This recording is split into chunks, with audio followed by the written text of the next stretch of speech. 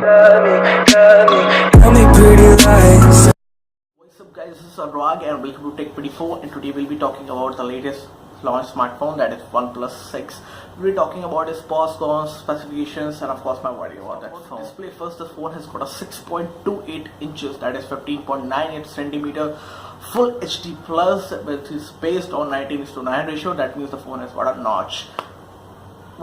Like copying everything from Apple. Now the display is OLED display, which is very good, and the brightness is also very good.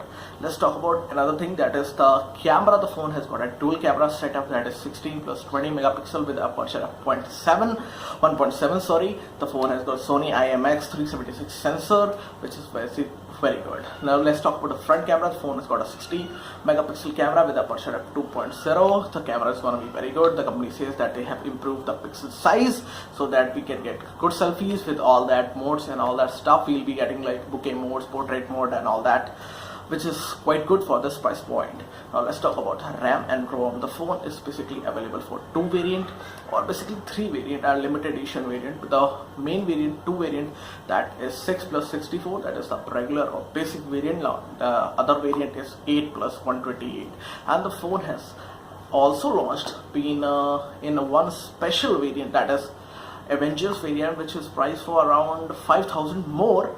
You know what is the difference between the models? 8 plus 256, and the price hike is 5,000 rupees.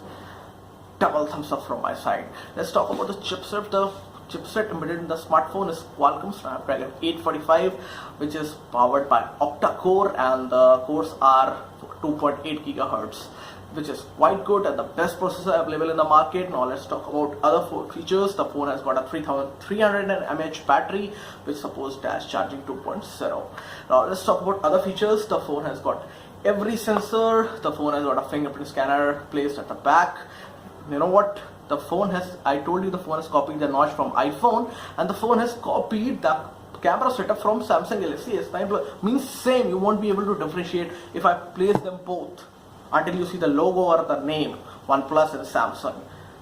I mean, what, man, you could have done better.